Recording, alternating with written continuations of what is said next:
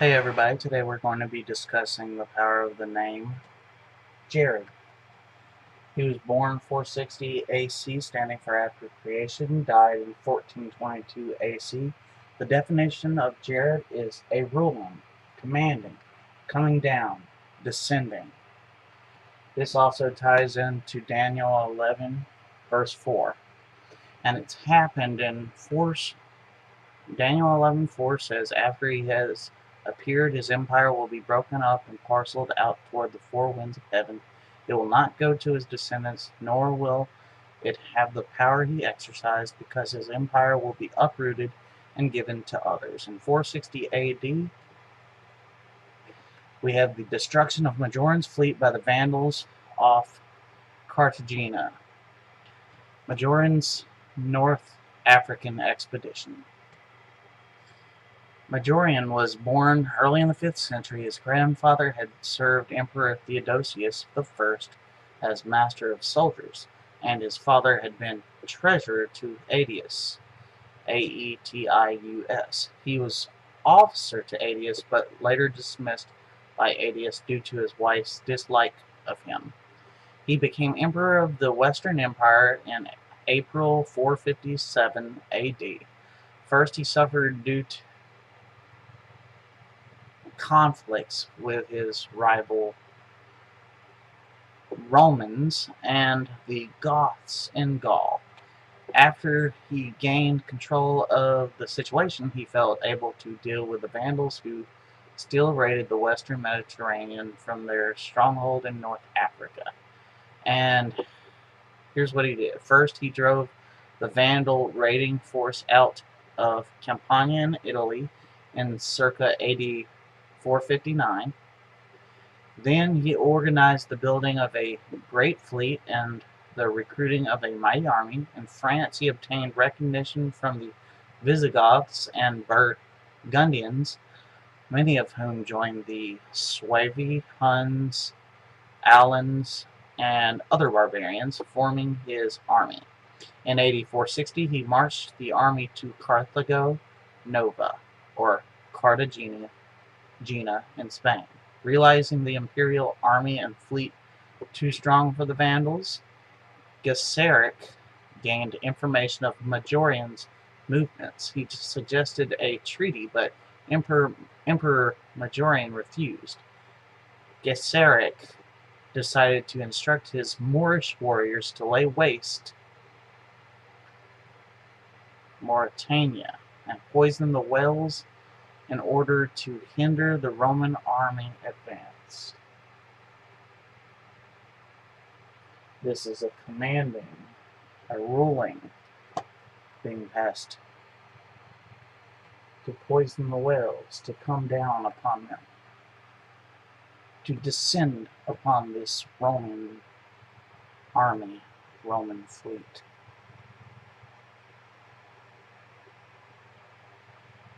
Majorian's fleet was being prepared to lead an offensive, but the Vandals captured them in their port by a surprise. With both advances on land and sea devastated, Majorian was forced into peace talks and into recognizing Gesseric as king of North Africa and confirming his mastery over the western Mediterranean. It looks like he's become a ruler. There's a ruling going on.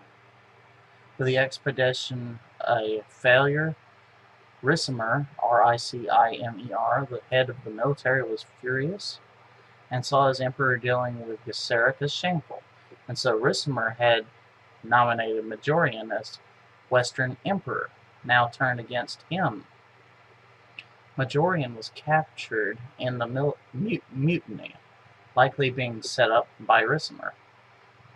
He was to end his reign in AD 461 either by illness or murder.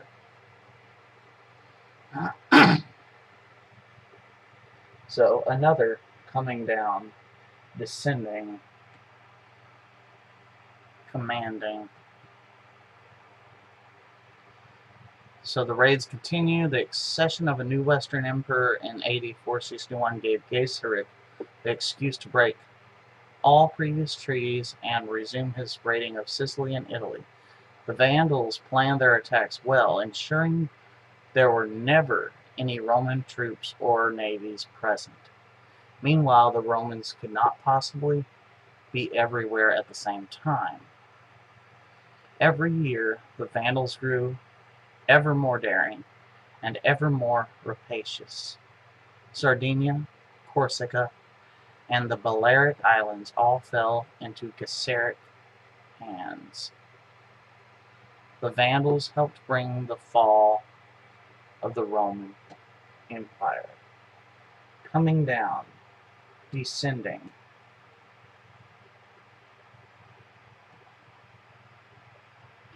Now we're going to talk about 1422 BC.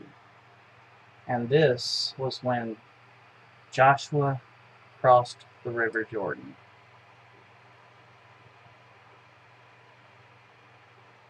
He came down, God came down and protected the Israelites from the Jordan during its flood season.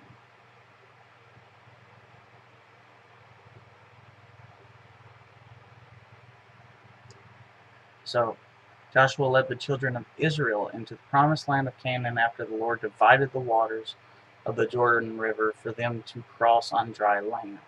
This miraculous event was similar to the parting of the Red Sea by Moses, and surely was a convincing sign to all that he was now God's new chosen leader.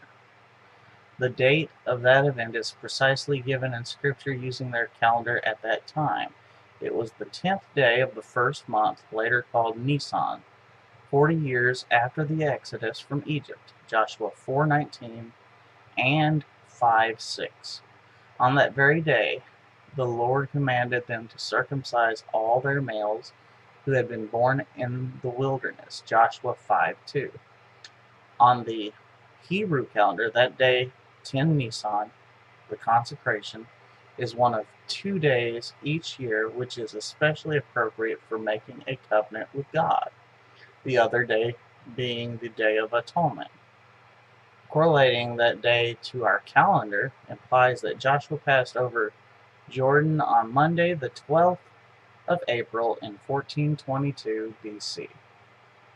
Right at the beginning of the 41st year in April 422 BC, the Jordan River was parted and Israel finally entered into the promised land of Canaan. Joshua 3 and 4. Shortly after, they celebrated the Passover. Joshua 5:11. And then they took the city of Jericho. Joshua 6. There was a commanding of God to march around the city 7 days, and blow their trumpets, and the walls would be coming down, descending.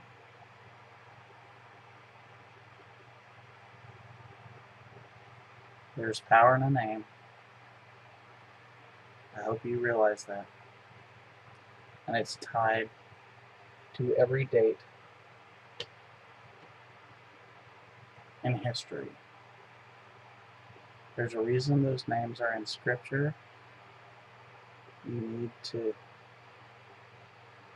pay attention to all names, whether it be the books of the Bible. Each of those have their own definition in Hebrew. Something to study. I'm going to continue making videos on this, and I hope you continue watching them. Thank you very much, and have a wonderful night.